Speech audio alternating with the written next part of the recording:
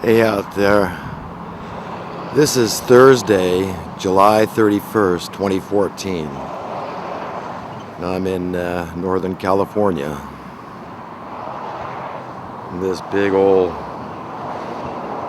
canyon down here. I'm turning the camera toward the west right now. Beyond these bluffs, you can see the valley. That's about the city of Chico you're looking at right down there. Beyond that, you could probably see the outline of the mountain ranges. It's a little hazy from various fires burning in the area. But if you kept going across that mountain range, you'd end up at the Pacific Ocean. Hey folks. Hey, today I wanted to kind of continue where I left off last time, going through a veritable laundry list of various industrial complexes whose relevance depends upon problems persisting and preferably proliferating, increasing, which gives added job security to anybody that's employed within that particular industry. And I wanted to start off by reminding everybody what we're dealing with here. We're dealing with a small cadre of illegitimate overlords. And, you know, a lot of people think they're really smart. Well, in a sense they are. They're like evil geniuses. But they're very mean people. And the only reason that they're running our societies in America and worldwide, you know, the collective societies, basically they're rule of the planet, these kind of people, is because they're willing to stoop to the lowest levels of inhumanity in order to get their way, in order to remain in power, to have control, and that's all about the money. That's all about controlling the money printing or being in cahoots with the kingpins. And the kingpins are definitely those that have the copyright to the money, because the money, as everybody knows, this is the magic elixir.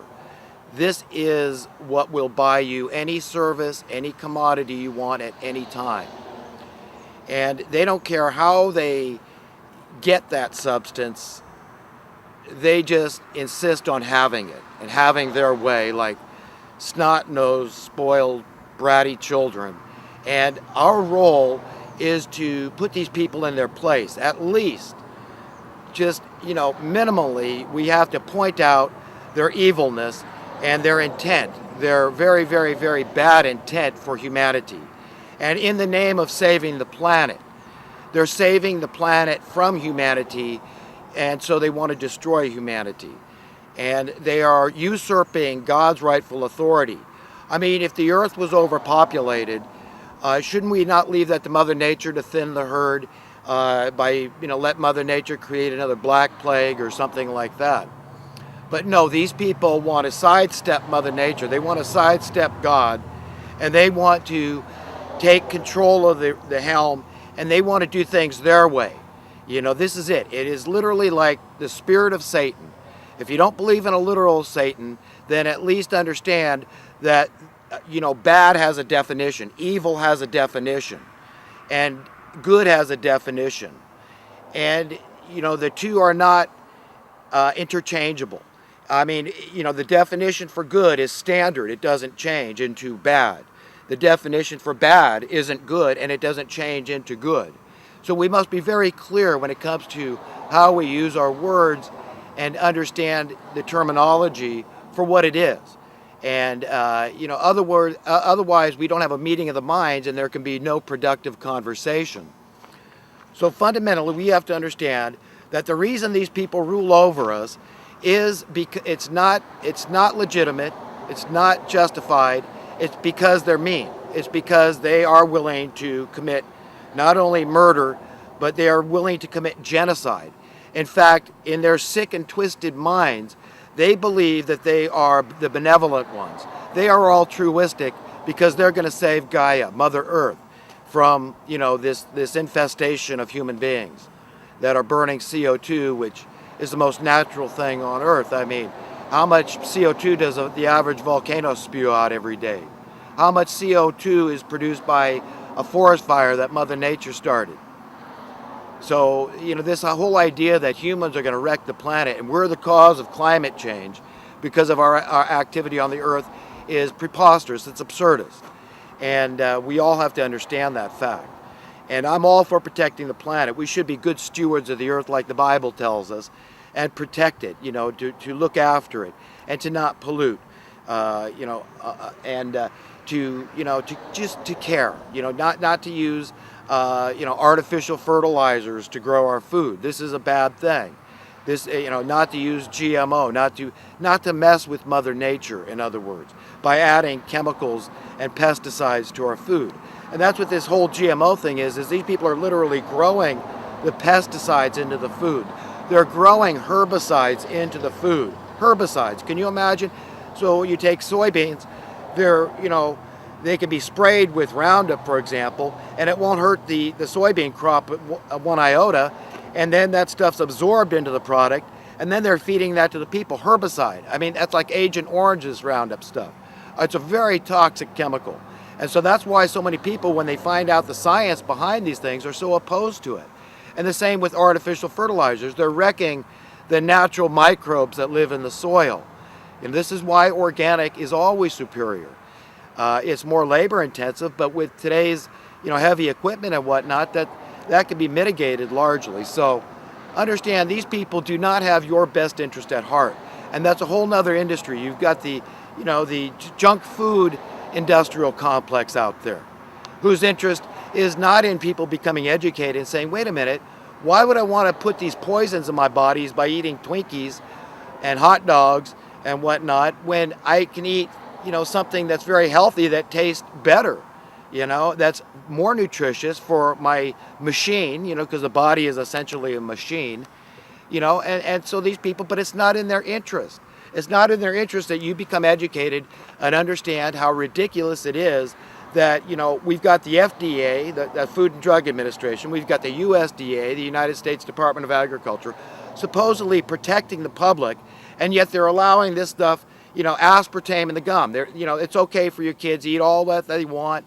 I mean, it's absurdist. It's just ridiculous. The entire system is based on nothing but fraud.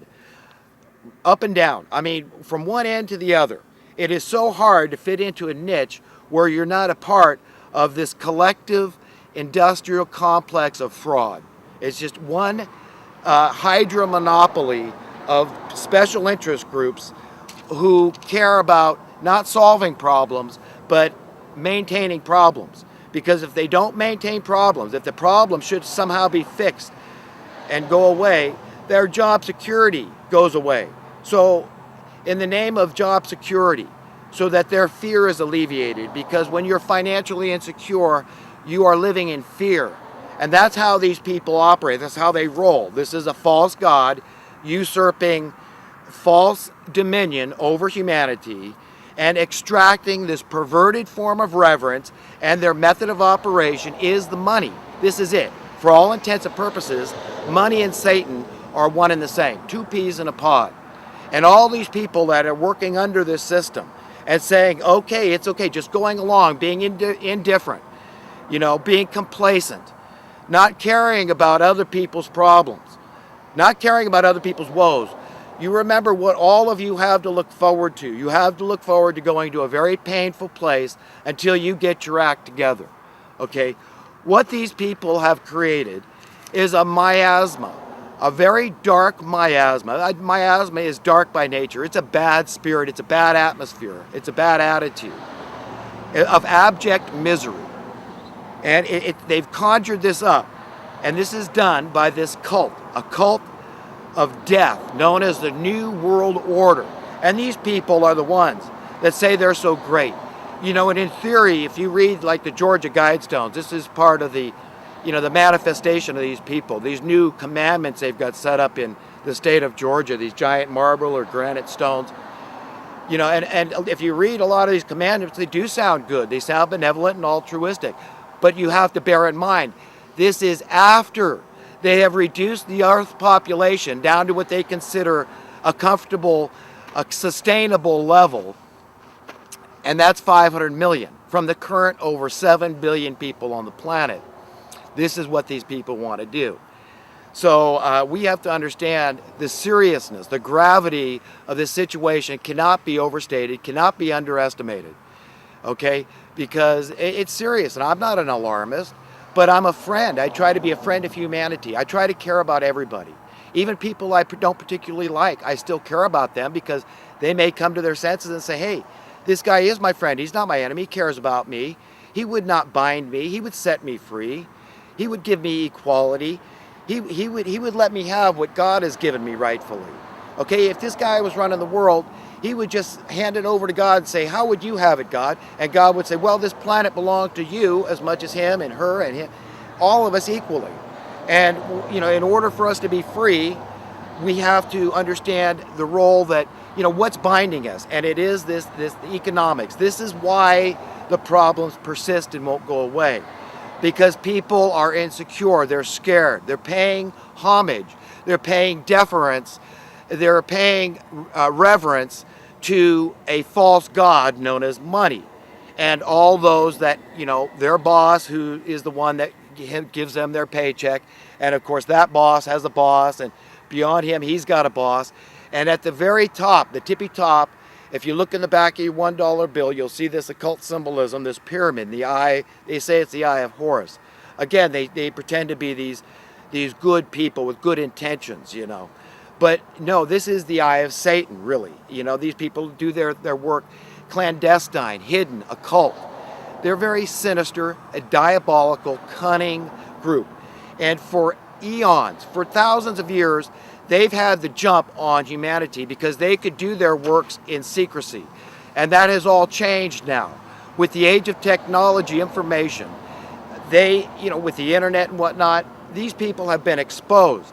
Okay, you've got guys like Alex Jones that infiltrated this, you know, this cremation of care that they hold once a year over at the Bohemian Grove near Sebastopol, over near Santa Rosa, right here in California, Northern California. And it's a very perverted ritual they have. And I mean, I can't even hardly talk about it. It makes me so sick. It nauseates me just to try to describe what goes on in this ritual. But it's a satanic ritual, clearly. And it has to do with human sacrifice and just sacrificing the conscience. You know, just saying, you know what? We don't like this guilt trip that God lays on us. We want to be free. That's the servant that's the one that binds us. Okay, that's how we're bound, is by our conscience. And we want to be free from our conscience. So the whole idea is cremating their care, your conscience, cremating love, basically, because God gives us guilt for our own good. It's like a conviction. And if we welcome that conviction, then we can grow as human beings, and we can like ourselves better, and we can like others better, and we can, you know, expect to go to a better world where we don't have to be around people that are so miserable and evil, and that we, you know, we live in a society that's ruled by these cruel overlords. Okay, they're ruthless, a ruthless gaggle of murderers, lying, cheating, thieving thugs. That's who they are. And they don't like you, they don't like goodness, they don't like justice, they don't like righteousness, they don't like peace, they don't like equality, they don't like anything good. They just want to rule. They just want to rule by whatever means they can. So now I want to continue with this laundry list I have prepared of various industrial complexes, and I'm sure I'll stop along the way and comment about them. I was thinking of just another one this morning, and that's the Hollywood industrial complex. And their interest is in just keeping people plugged into entertainment. And one of the things that really bugs me about these people is that they think we're so stupid. And if everybody's familiar with laugh tracks, everybody's heard of a laugh track in these sitcoms they have, as if we've got a laugh on cue, that these people have to tell us when to laugh and when to not laugh, okay? I mean, you know, I'm really offended by, you know, the insult to my intelligence, as are many people. And, you know, I resent it, I really do, because I feel like it's a form of programming me into, oh, well, just, think it's okay and somehow it all makes sense when it doesn't. It doesn't. I don't need to be told when to laugh. I mean, if something's funny, I'll laugh. If I'm not in the mood to laugh,